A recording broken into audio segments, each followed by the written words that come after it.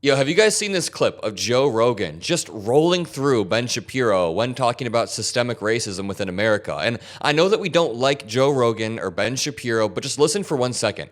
After losing an election, yes, it always sucks, but right now, more than ever, we need to be doubling down and standing for our core liberal values, whether it's social equality or individual freedom or just democracy abroad. If we can keep fighting for those things and we can keep fighting for marriage equality, no discrimination based on race, gender, or religion, all of these things that seem up for grabs right now, and how that relates here is liberal positions are actually quite intuitive. I mean, Joe Rogan just a few years back was arguing with Ben Shapiro that systemic racism in America not only exists, but that it's a problem. And, people in my comments are always like, Adam, don't give air to Joe Rogan. You need to realize Joe Rogan is the air right now. I'm not giving Charlie Kirk a platform. Charlie Kirk is the platform. He ran the ground operation. So I always get these comments like, Adam, why would you ever platform Charlie Kirk? I just think you misunderstand the situation that you're in if that's what you're thinking right now. But we need to break down this argument between Joe Rogan and Ben Shapiro. And while the clip is from 2020,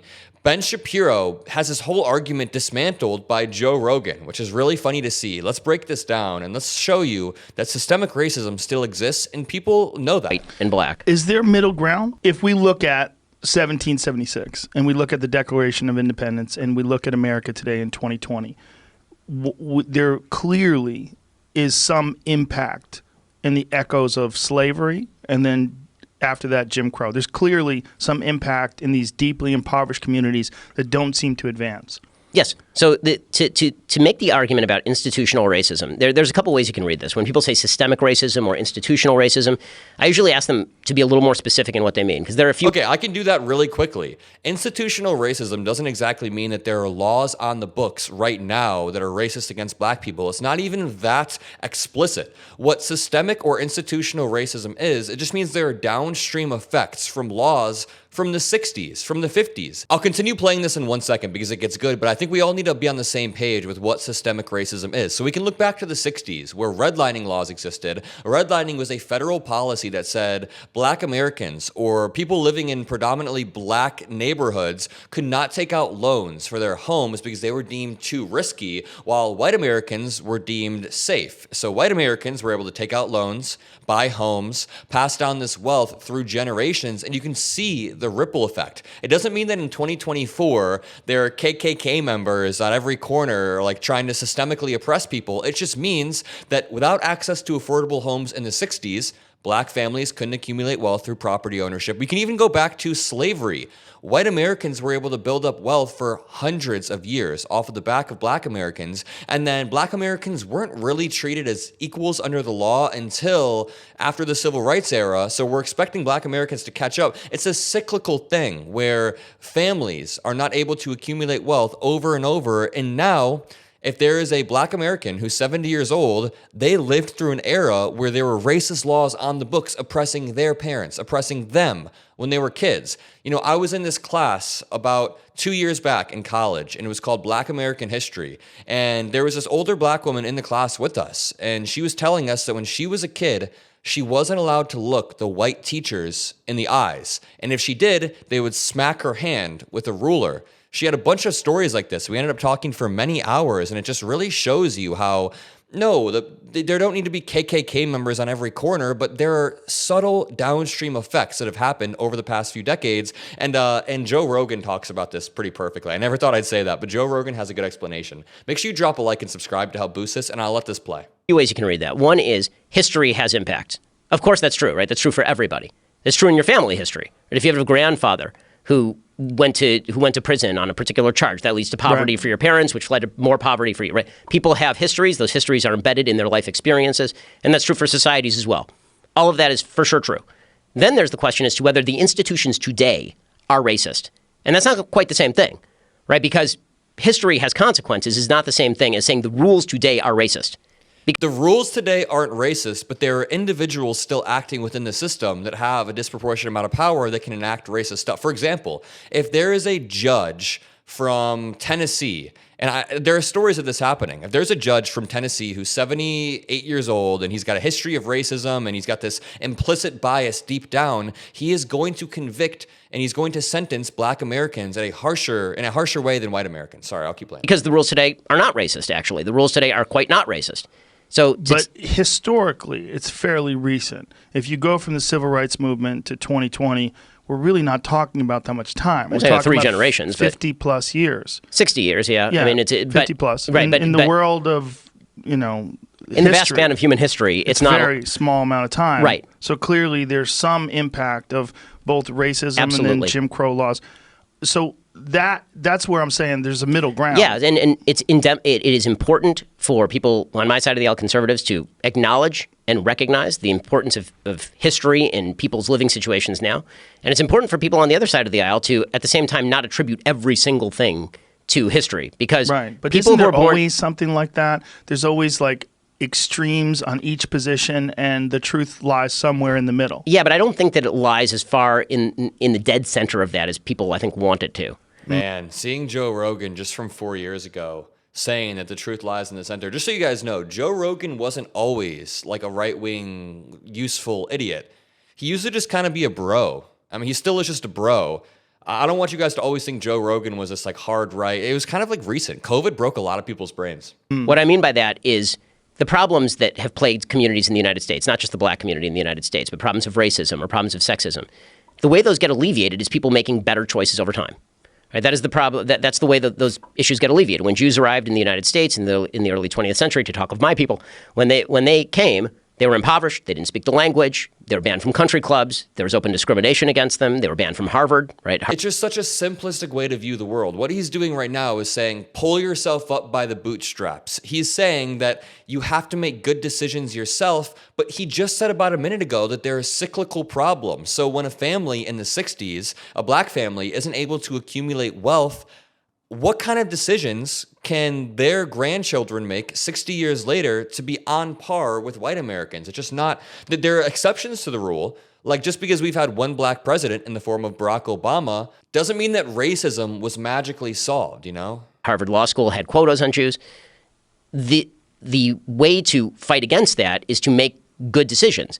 And so you fight against the system to make sure that the system has rules that apply equally to everyone. Right, but you clearly see that there's a big difference between people coming over here willingly and doing so in order to better their lives versus someone whose ancestors were dragged over here to be sold as property, and then dealing with the repercussions of that being your family history. And red line laws and all the other things that were put in place to sort of keep them in very specific areas, which to this day remain crime-ridden, gang-ridden, deeply impoverished communities. Well, I don't even know if Joe Rogan today would agree with him back then, but yeah, just to build on what he's saying, the idea that you can just make good decisions. When black Americans were brought over here against their will, they were enslaved, then denied education, then stripped of the ability to build any sort of generational wealth, and then even after slavery, there were Jim Crow laws, redlining. Even today, there's voter suppression. You can't make a decision if your vote is being suppressed, and black people are oftentimes excluded from major wealth-building opportunities like the GI Bill, and that continues to limit their access to education. It's a simple argument. That's true, but the question is how much of that is historic redlining and how much of that is an 18-year-old kid today deciding to pick up a gun and shoot somebody? But how much of that 18-year-old kid today deciding to pick up a gun and shoot somebody is based on him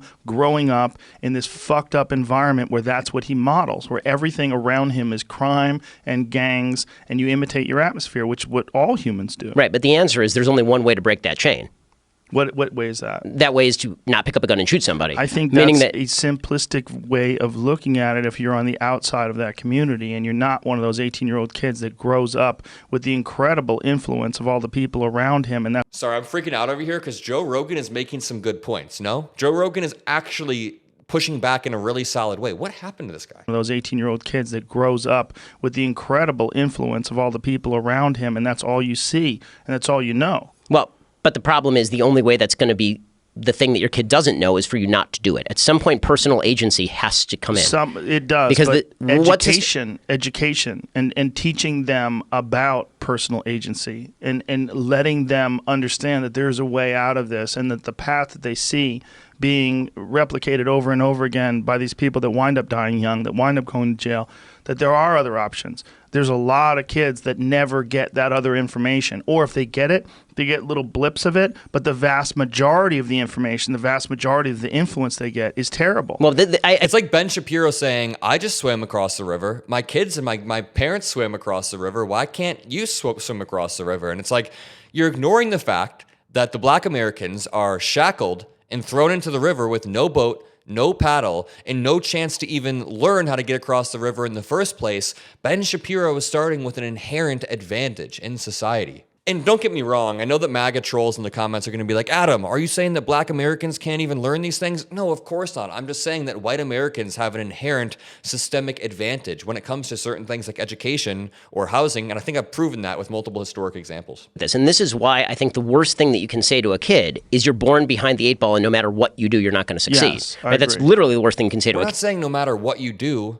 We're just trying to have people recognize the barriers. Kid, what you should be saying is, look at how your grandfather was born behind the 8 ball, and look how hard he had to work in order to get ahead. And look at all the opportunities. That's true, though. But if your grandfather wasn't ahead, didn't get ahead, if your grandfather was in and out of jail, if your father was in and out of jail, if everyone around you is like that, if there's literally no influence that's positive in your life, the idea of saying to a kid like that, hey, don't pick up a gun and shoot somebody, that's way too simplistic a version of their future, in my opinion. Well, I mean, the problem is I don't see an alternative solution. Right? When you're talking about solutions. I think an alternative solution is there has to be some sort of large-scale intervention in these communities to do something about what has already been set in motion and the momentum that keeps continuing decade after decade. I don't know what could be done. Well, but that's the problem, is that I think that a lot of the solutions that have been proposed have already been tried. Meaning like that, so for example, LBJ thought that the way to alleviate a lot of these inequalities was the war on poverty. And he openly talked about this. He gave a speech very famously in which he said, we're trying to guarantee equality of outcome, not just equality of opportunity, equality of outcome. And you can't hold the race where somebody is starting 20 yards behind and then fire the gun and say, okay, it's an equal race, right? So you have to get the person who's 20 yards behind to actually get up to the starting line so that they're equal. And so the idea was, we're going to fight this war on poverty and alleviate poverty largely through transfer payments and through the government taking a forcible step in favor of alleviating people's lives. We've now spent $22 trillion in the war on poverty, and we have about the same number of black Americans living under the poverty line as were living under the poverty line by the late 70s. The real issues that are creating intergenerational poverty, everyone knows this, but it remains true. The number one predictor of intergenerational poverty in the United States remains single motherhood. The single motherhood rate in the black community was 20% in 1960. It is upward of 70% today. That's not unique to the black community, by the way. It's true in the white community as well. The 5% of white kids were born out of wedlock in 1960. Today, it's upward of 40%. That is not – something has happened, and it is not a matter of increased racism. That's not happening because of increased racism, right? That is happening because there's been a cultural change that does not place tremendous emphasis for black or white or for anybody. He actually just made an argument in favor of Joe Rogan. And I'm so sorry I just played that much of Ben Shapiro's voice, but the MAGA talking point that single motherhood and the black culture is just inevitable because of this or that. Number one, it's just a little bit racist. But number two, it again ignores the systemic factors that have contributed to single motherhood. He's conveniently leaving out the war on drugs, for example. The war on drugs disproportionately targeted black men. There are studies about this, many studies. They removed black fathers from households, contributed to higher rates of single mother households, and then again, it's a cyclical problem. Even if you want to go back to slavery, which you don't have to go back that far to see what's happening, but black families were forcibly separated during slavery, and the institution of marriage was not even legally recognized for enslaved people. So white people even had a head start on being able to get married, own homes, own property. There are a bunch of systemic reasons for this, and that's why we call it systemic racism. Again, never get caught up arguing that today there are racist laws on the books, because most Trump supporters will be like, no, there aren't. There aren't racist laws on the books today, but what you can do is really easily make the argument that, hey, 50, 60 years ago, there absolutely were, and there are downstream effects. Personal responsibility and personal agency. There needs to be a mindset change. We do this, by the way, in all other areas of American life, except for the most important decisions. In the area of sports, nobody does this routine. This is a point Shelby Steele makes. In the area of sports, if a kid does not have a good jump shot, nobody says to him, you know what, you don't have a good jump shot because your father didn't have a good jump shot, his grandfather didn't have a good jump shot, and the game is biased against you. We say, okay, if you want to be on the team, you're going to have to learn to shoot a jump shot. Why is he comparing intrinsic factors that you're born with external factors? Right? That sounds harsh. That sounds bad. But sports are different. And here's why sports are different. Because sports, you enter them independently of your culture. You base what you're trying to do on the parameters of the rules and the people that you're competing against. That's how you look at it. So whatever culture you're from, you walk into this new thing with this very rigid set of rules. Like, I don't think white people or This Jews or Asians have a monopoly on valuing education or a monopoly on hard work or punctuality or anything. I think that black people have exactly the same capacity as any people of any other race to do all of these things, and those are the preconditions for success. So you either meet them or you don't. I mean, that's true for everybody. But for success. But don't you think that a lot of that is predicated on the environment that you develop in, and the people that you're around, and the lives that you imitate, and the influences that you have around you? Someone has to do something to influence those kids in a different way. Look, you know, I made a really good video about this yesterday. You should go check it out. But just to build on what I was saying, there's this monopoly analogy that was mainstreamed by Kimberly Jones, an activist during the BLM protests. And she says, just imagine a game of Monopoly, right? You're playing Monopoly with a bunch of players, and one of the players had over 200 rounds, meaning 200 years, to build up wealth, to accumulate property, to establish financial dominance. They built hotels, they created monopolies on the board and stacked cash, while the other team was only able to build wealth for the team that had the upper hand. Now that's black Americans who were literally enslaved, and white Americans were building wealth off the back of black Americans. So after player A is able to accumulate generational wealth, and player B is not only excluded, but they're segregated and they are building wealth for player A. Finally, when slavery stops and player B is allowed to join the game, player A already has a bunch of property, and even then, player A begins to burn down player B's stuff. I know this analogy is getting messy, but white Americans literally slaughtered black Americans during the Tulsa Race Massacre. You know, Tulsa was known as Black Wall Street because black Americans were finally building their own infrastructure after being enslaved, and then white Americans came and burned it down. So then finally, after all of this, in the 60s, both players are working under the same rules. That's during the Civil Rights era. After the Civil Rights Act, then both players are roughly working with the same rules. And Ben Shapiro's coming in here like, hey, player B, pull yourself up by the bootstraps. It's not that bad. You can make whatever decisions you want. Ignoring that player A had hundreds of years to build up wealth. And a lot of people in my comment section yesterday were asking me a few things. They said, Adam, how come white Americans can have bad lives too? Are they affected by the institutions? And the answer is that yes, white people can have rough lives, of course. But white people's lives aren't rough because they're white. But black Americans, oftentimes their lives can be, or they can hit barriers because of their skin color. Somebody also asked me in the comment section, Adam, how come Asian Americans are able to move over here and build wealth easier than black Americans? As you said it yourself, Asian Americans were able to move over here. And yes, they faced a lot of exclusionary systemic barriers as well, but they were not enslaved. And also there's a little bit of selection bias going on here. So when somebody moves over from Asia, they immigrate over here, that oftentimes means they have a richer family, or their family is already more educated, or they're coming here to pursue higher education.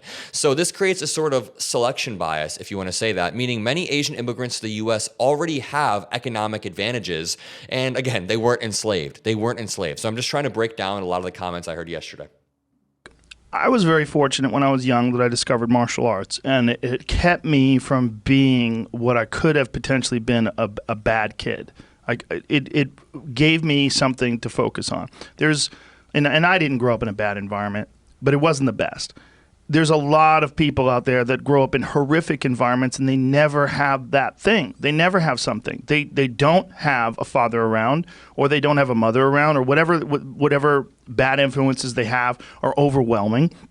and they don't. It's very difficult for someone to just, air quotes, get their shit together. It's very difficult. For sure. That's why, to this day, there's so many books about losing weight. Don't you think everybody wants to lose weight that's fat? They do. Everybody who's fat wants to be thin. They do. But it's fucking hard. For sure. And that's nothing in comparison to changing your whole life. But you would say about somebody losing weight, what's not useful here is lamenting how bad your family has had it with regard to losing weight. Like, at a certain point, if you want to lose the weight, you got to figure out a way to lose the weight. That's true, now, but this is based on the information that I have. I have this vast scope of information that I've been able to absorb. If you're in these isolated environments and everyone around you is involved in gangs and crime and drugs, it's very difficult to model yourself after something that you don't see in real life. Well, so totally true. Totally true. And that's why, again, more information needs to get into areas. I agree with a lot of the opportunities that need to be provided by education. Getting people to be educated outside their local public school would be a good change. I mean, being able to move outside your crap local public school and go somewhere else would be good. The best influences for kids that grow up in these environments seem to be people that have gotten out and then come back and talk to them. Right. And tell them how to do it. But none of this has to be done. But to go back to the original... Is it just me, or is Joe Rogan kind of making Ben Shapiro backpedal on every single point? Ben Shapiro multiple times tried to pull that bullshit of, well, black Americans should just pull themselves up by the bootstraps, right? And it's like, Joe Rogan pushes back pretty effectively, and I wish he still was like that. And I just want to end off with the message that we need to be reaching out to these spaces. I keep getting all of these comments where it's like, Adam, why do you even talk to Trump supporters? Adam, why do you even platform Charlie Kirk or give him the air? And I just want to go back to what I was saying. I'm not giving Charlie Kirk the air. Charlie Kirk is the air right now. Due to his efforts on the ground in Arizona and Pennsylvania, other states, Charlie Kirk helped Trump win both chambers of Congress and the presidency. So now the onus is on us to protect our liberal ideals and fight for them in certain environments. So I'm not going to back off and not cover Joe Rogan. I'm not going to be like, hey, I'm just not going to cover Charlie Kirk because our ideas are better. We have to prove that our ideas are better, or Charlie Kirk will continue being able to just dominate the narrative on every single issue over and over. So I'm going to keep covering this stuff. I'm going to keep pushing for our ideals. I hope you guys enjoyed this video. If you did, drop a like, subscribe. Have a great rest of your day, and I'll see you in the next one. Peace out.